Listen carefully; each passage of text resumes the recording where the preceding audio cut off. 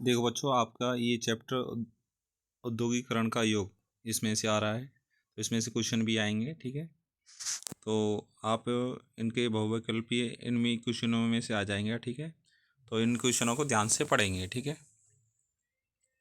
पहला क्वेश्चन है बहुविकल्पीय क्वेश्चन है इसमें से। ठीक है, क्या प्राच्य प्राच्य से क्या अभिप्राय है? भूमध्य सागर के पश्चिम में स्थित देश, भूमध्य सागर के पूर्व में स्थित यूरोपीय देश और अफ्रीकी देश। ठीक है, तो भूमध्य सागर के पूर्व में देश। ठीक है, भूमध्य सागर है, यहाँ पर भूमध्य सागर है, और उसके पूर्व में जैसे इंडिया है, एशिया, चाइना, ये सब कौन से में आते हैं? आपके प्राच्य देशों के अंदर आते हैं। ठीक है, नेक्स्ट क्वेश्चन है 19वीं सदी में किस देश में उद्योगपतियों द्वारा मशीनों के प्रयोग को पसंद किया गया था?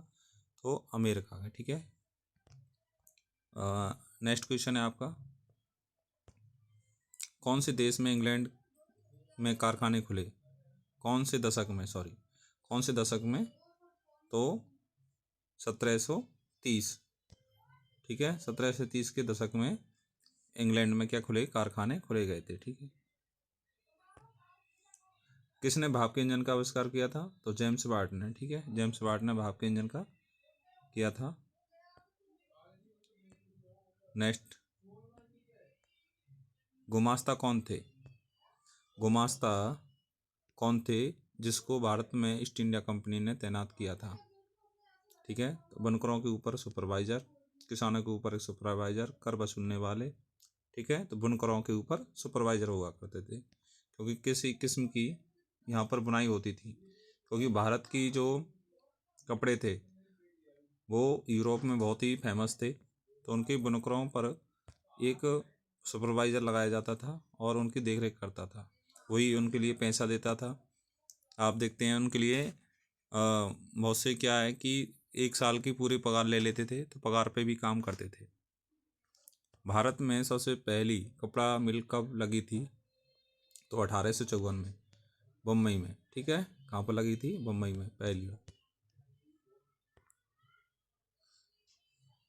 नेक्स्ट क्वेश्चन है नए उपभोक्ता तैयार करने के लिए कौन सा तरीका है?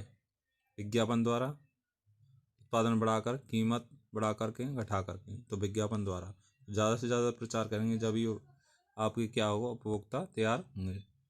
नेक्स्ट क्वेश्चन है भारत में आने वाली पहली 2 यूरोपीय जातियाँ कौन सी थी? तो पुर्तगाली और डच। ठीक है, पुर्तगाली और डच आए थे पहले, और उसके बाद फ्रांसीसी, वो अंग्रेज़, फिर आए थे फ्रांसीसी। ठीक है, मैंने आपके लिए बता दिया है। इसमें न्यूकामैन द्वारा बनाए गए भाप के इंजन का सबसे किसने सुधार किया था? तो जेम्स वाट ने। पहले स्टार्टिंग न्यूकामैन ने बनाया था भाप का इंजन, परंतु उसमें अच्छी तरीका से जो सुधार किया था वो जेम्स वाट ने किया था। नेक्स्ट है औद्योगिकरण के सबसे पहले चरण में इंग्लैंड के इनमें से कौन से मुख्य उद्योग हैं? ठीक है, पहले चरण में कौन कौन से उद्योग स्टार्ट किए गए थे औद्योगिकरण के समय? तो कपास और धातु उद्योग। ठीक है, सबसे पहले, और ये वर्ल्ड का सबसे प्राचीन उद्योग माने जाते हैं, कपड़ा उद्योग और धातु उद्योग सबसे पहले ये स्टार्ट हुए थे। स्पिनिंग जेनी किस प्रक्रिया में वृद्धि करता है? ठीक है, तो कताई में। स्पिनिंग जेनी का किया गया था। ठीक है, स्पिनिंग जेनी जो जिसमें तकली का यूज करते हैं। ठीक है, तो सब किस में करता है? कताई में, धागा बनाता है। ठीक है, 19वीं सदी में किस देश में उद्योगपतियों द्वारा मशीनों का प्रयोग किया गया था? अमेरिका में। ठीक है, 19वीं सदी में सबसे ज़्यादा अमेरिका में किया गया था। कौन से दशक में इंग्लैंड में कारखाने? तो 1730 के दशक में। ये आपके लिखित वाले हैं। गुमास्ता बुनकरों पर सुपरवाइजर हुआ करते थे। नए उपभोक्ता तैयार करने का कौन सा तरीका है? तो विज्ञापन। ठीक है, कौन सा है? विज्ञापन है। ठीक है, और सबसे पहले कौन से उद्योग चले थे? कपास और धातु उद्योग का स्टार्ट किया गया था। ठीक है, उद्योग। स्पिनिंग जेनी स्पिनिंग जेनी किस प्रक्रिया में वृद्धि करता है? कताई में। ठीक है, नेक्स्ट है यूरोपीय प्रबंधक एजेंसियों की भारत में किस प्रकार के उद्योग में रुचि लेती थी? तो चाय और कॉफ़ी में की रोपण में। ठीक है, चाय की और कॉफ़ी की खेती करते थे, उस पर ये इंटरेस्ट लेते थे। संसार में वस्तुओं की मांग में वृद्धि के दो कारण बताओ। क्या कारण है दो वृद्धि? ठीक है, विश्व व्यापार का विस्तार। विश्व व्यापार का विस्तार होता है जब इसमें मांग की वृद्धि होती है, यहाँ विश्व में उपनिवेशवाद की स्थापना। ठीक है, दो कारण ही बताए गए थे। शहरी उत्पादन को कैसे नियंत्रित करते थे?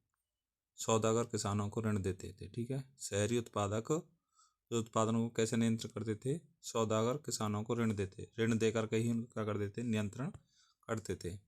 उद्योगपति मशीन का प्रयोग क्यों नहीं करना चाहते थे? क्योंकि सस्ते मानव श्रम का उपलब्ध होना, इसलिए वे नहीं करना चाहते। ब्रिटेन के दो सबसे महत्वपूर्ण उद्योगों के नाम बताइए। सूती और स्टील उद्योग। नेक्स्ट है, मैनचेस्टर के आगमन से भारतीय बुनकरों के सामने आई समस्या क्या थी? देखो, जब मैनचेस्टर आया था इंग्लैंड में, तो उसके बाद भारत में क्या समस्या थी? भारत के कपड़े पर कपड़ा निर्यात में कमी आ गई। ठीक है, तो भारत से जो कपड़ा जाता था वो कम जाने लगा। ठीक है, ईस्ट इंडिया कंपनी पर ब्रिटिश कपड़ा बेचने का दबाव। ईस्ट इंडिया कंपनी पर ब्रिटिश कपड़ा पर क्या बनाया था? दबाव बनाया था कि जो ब्रिटिश की कंपनियां हैं वो भारत से कपड़ा ना लेकर के इंग्लैंड के कपड़े को ही क्या करें? सेल करे और उसको खरीदे। ठीक है, तो इस पर दबाव डाला ईस्ट इंडिया कंपनी। स्थानीय बाजार पर सिकुड़ने लगे। ठीक है, तो भारत के जो बाजार थे वो क्या होने लगे? कम होने लगे। कम लागत। ठीक है, और अच्छी कपास का ना मिलना। ठीक है, तो अच्छी कपास कहाँ पर? इंडिया में मिलती थी, इस कारण से इनमें प्रभाव हुआ। प्रथम विश्व युद्ध के समय भारत के औद्योगिक उत्पादन बढ़ने के क्या कारण थे? देखो, पहली बात, अंग्रेज़ों की युद्ध संबंधी आवश्यकताओं को पूरा करना, क्योंकि वो उसमें ड्रेस चाहिए और सामग्री चाहिए, वर्दी। ठीक है, वर्दी के कपड़े बनाने के लिए। अब देखो, 1930 की महामंदी के कारण क्या थे? 1929 में जो 1929 से 32 तक जो महामंदी आई थी, तो उसके क्या कारण थे? ठीक है, पहला, प्रथम विश्व युद्ध के बाद निर्यात्मक घटना। प्रथम विश्व युद्ध हुआ तो उसके बाद क्योंकि अर्थव्यवस्था सभी देशों की क्या होने लगी? सिकुड़ने लगी। अमेरिकी पूंजीपतियों द्वारा यूरोपियन देशों के लिए कर्जे बंद करना। ठीक है, तो अमेरिका ने क्या कर दिया? यूरोप के जितने भी कंट्री थे उनके लिए क्या कर्ज देना बंद कर दिया प्रथम विश्व युद्ध के बाद। ठीक है, कृषि में अति उत्पादन। कृषि में ज़्यादा उत्पादन करने लगे, मशीनों का काम कम होने लगा, औद्योगिकरण कम होने लगा। उद्योगों में मशीनीकरण, तो मशीनीकरण जब होने लगा तो बेरोजगारी फैलने लगी, तो लोगों को क्या है? ये आर्थिक महामंदी का देखना पड़ा। नए सौदागरों का शहरों में व्यापार स्थापित करना कठिन क्यों था? ठीक है, तो पहली बात थी इसमें, इस शहरों में उत्पादकों के संगठन और गिल्ड काफ़ी शक्तिशाली थे। ठीक है, शहरों में जो उत्पादक के संगठन थे वो काफ़ी शक्तिशाली थे, इस कारण से कारीगरों को प्रशिक्षण देते थे, उत्पादकों पर नियंत्रण रखते थे, मूल्य निश्चित थे। ठीक है, नए लोगों को अपने व्यवसाय आने में रोकते थे। ठीक है, तो होता क्या था? देखो, नए सौदागरों का शहरों में व्यापक व्यापार स्थापित करने का कठिन क्यों था? क्योंकि जो पहले से चला आ रहा था, निश्चित फिक्स रेट थे, या उससे कोई कम ज़्यादा कर नहीं सकता था। प्रशिक्षण देते थे वही पुराने लोग। ठीक है, पुराने लोगों का उत्पादों पर नियंत्रण रखते थे, मूल्य निश्चित वही पुराने करते थे। नए लोगों को व्यापार करने में बहुत ही कठिनाइयाँ आती थी। नए उद्योग परंपरागत उद्योगों की जगह क्यों नहीं ले सके?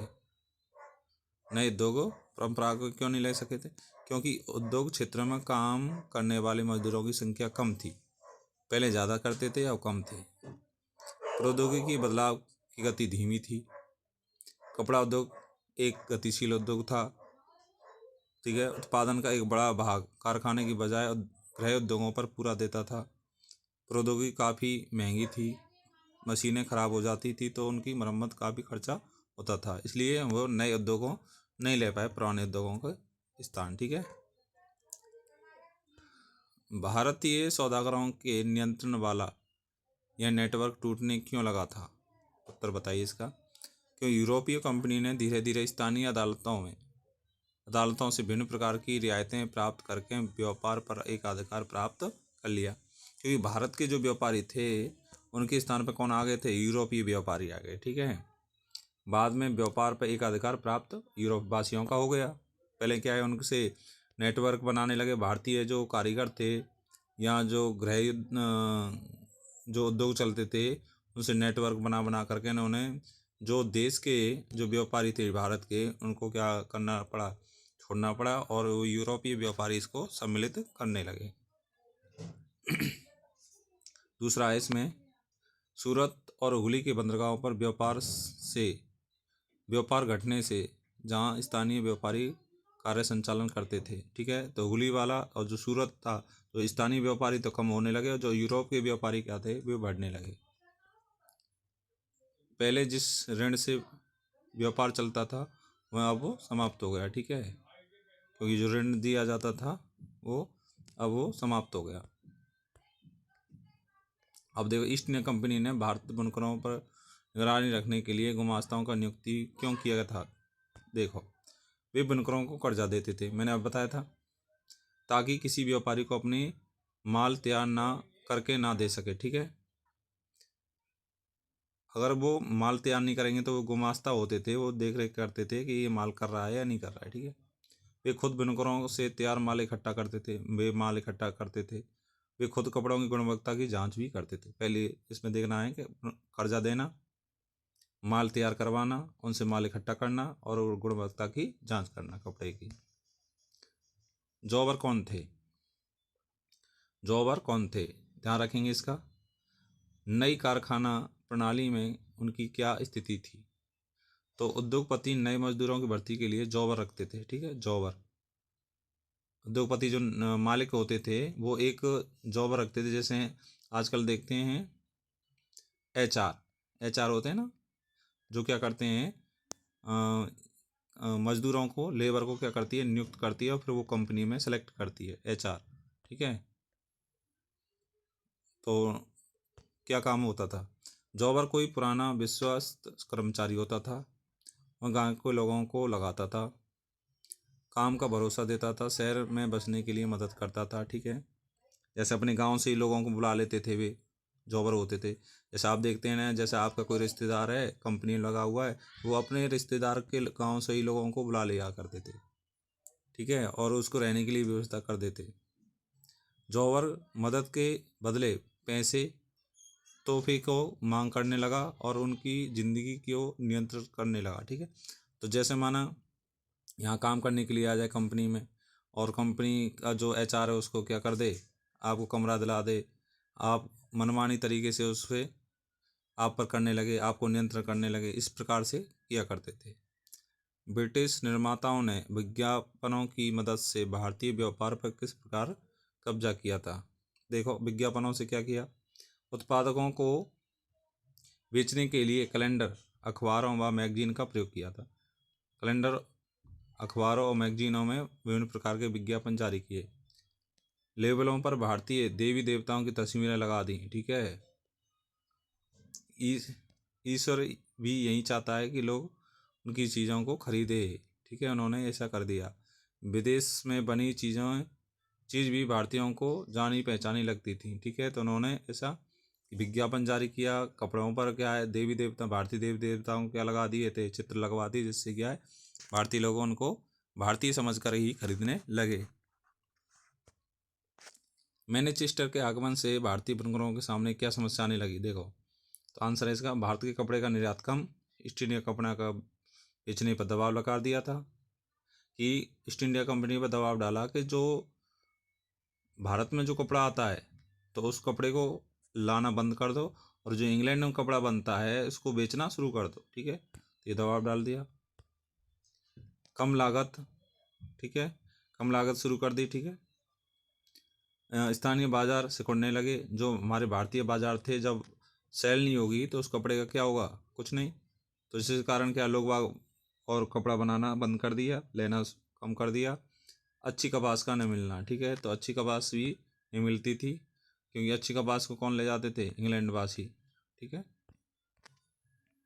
प्रथम विश्व युद्ध के समय भारत के उद्योग उत्पादन बढ़ने के क्या कारण थे। देखो, पहले भी हमने पॉइंट पढ़े थे और अब पढ़ लेते हैं। ठीक है, अंग्रेज़ों की युद्ध संबंधी आवश्यकताओं पूरा करने के लिए नई फैक्ट्रियाँ स्थापित की गई थी। ठीक है, प्रथम विश्व युद्ध में जो भी चीज़ों की आवश्यकता होती है, क्योंकि प्रथम विश्व युद्ध 4 साल चला था, तो व्यक्तियों की आवश्यकताएं पूरी करने के लिए सेनाओं की आवश्यकताओं को पूरी करने के लिए कुछ फैक्ट्रियाँ खोली गई थी। वर्दी, कपड़े, ठीक है, वर्दी के कपड़े, टेंट और चमड़े के जूते, सामान बनाना शुरू कर दिया था। नए मजदूर काम पर लगा दिए गए, जिसमें काम करने का समय भी बढ़ा दिया गया था। पहले 8 घंटे होते थे, मतलब 10 घंटे होते थे, तो उनको 15 घंटे 16 घंटे तक कर दिया गया था। ठीक है, 1930 की महामंदी के कारण क्या थे, वही हमने अभी पढ़े थे। प्रथम विश्व युद्ध के बाद नियति घटा, अमेरिकी पूंजीपतियों यूरोप के साथ कर्जेबंदी, ठीक है, बंद कर दी, कृषि में अति उत्पादन और उद्योगों में मशीनीकरण के कारण। ठीक है, तो इन कारणों को ध्यान से पढ़ लेना। नए सौदागरों को और शहरों में व्यापक व्यापार स्थापित करने में कठिनाई अभी हमने पढ़ लिए थे। संगठन बनाने में शक्तिशाली, जो पुराने थे उन्होंने शक्तिशाली थे, वही पुराने ही प्रशिक्षण देते थे, उत्पादों को नियंत्रण रखते थे, व्यवसाय आने से रोकते थे। ठीक है, नए उद्योगपति परंपरागत उद्योगों की जगह क्यों नहीं ले सके थे, वही बात होगी। औद्योगिक क्षेत्र में काम करने वाले मजदूरों की संख्या कम, प्रौद्योगिकी बदलाव की गति धीमी, कपड़े उद्योग एक गतिशील उद्योग था, प्रौद्योगिकी काफ़ी महंगी थी, और उत्पादन का एक बड़ा भाग कारखानों के बजाय गृह उद्योगों में पूरा होता था, इसलिए नए जगह नहीं ले पाए। भारतीय सौदागर टूटने लगा। ठीक है, हमने ये पढ़ लिया है, तो आप भी पढ़ लेना। नियुक्ति क्यों करते थे, क्यों कर्जा देने के लिए, कर्ज करने के लिए। जॉबर क्या होते थे, हमने इसको पढ़ लिया है। क्वेश्चनों को ध्यान से। बाजार से श्रम की बहुतायत से श्रमिकों का जीवन कैसा था, देखो आप। शहर में नौकरी की संभावनाओं की खबर सुनते ही श्रमिक शहरों की तरफ दौड़ते दिखे। ठीक है, आज भी जाते हैं, देखो दिल्ली में, क्योंकि गांव में क्या नहीं होता, रोजगार नहीं होता है, तो शहर की ओर चले आते हैं। जिनके सगे संबंधी शहरों में पहले से ही कार्यरत थे, उनके जरिए नए लोग भी नौकरी के लिए आ गए थे। जिनका शहरों में कोई नहीं होता था, हफ्तों भर प्रतीक्षा करते थे तथा पुलों के नीचे रैन बसेरे में रात गुजारते थे। माना जिसका कोई नहीं होता था, वो रैन बसेरा होते थे, उनमें रात गुजारते थे। 8-8 10-10 दिन हो जाते थे, उसके बाद उन्हें जॉब मिलती थी। 19वीं शताब्दी में यूरोप के उद्योगपति मशीनों की अपेक्षा हाथ के श्रमिक को अधिक पसंद क्यों करते थे, देखो। ब्रिटेन में उद्योगपतियों को मानव श्रम की कोई भी कमी नहीं थी, क्योंकि मानव इंडिया से मिल रहे थे, अफ्रीका से भी ले जाते थे वे काम कराने के लिए। वे मशीन इसलिए लाना नहीं चाहते थे, क्योंकि मशीन के लिए वो अधिक पूंजी व निवेश करनी पड़ती थी। जब सस्ते श्रम मिल रहे हैं तो उद्योगपति क्यों लगाएंगे, मशीनें क्यों लगाएंगे। कुछ मौसमी उद्योग के लिए वे उद्योगों में श्रमिकों द्वारा हाथ से काम करवाना अच्छा समझते थे। ठीक है, जैसे आप देखते हैं सर्दियाँ कुछ डिज़ाइनें होती थी, केवल हाथ से ही बनती थी। बाज़ार में अक्सर बारीक डिज़ाइन, खासकर खास आकारों वाले चीज़ों को मांग रहती थी, वह हस्तकौशल पर ही निर्भर थी। ठीक है, तो ये आपके सारे क्वेश्चन हैं औद्योगिकरण वाले, और इसमें से क्वेश्चन आते हैं और आएंगे भी। ठीक है, तो इसको ध्यान से कर लेना।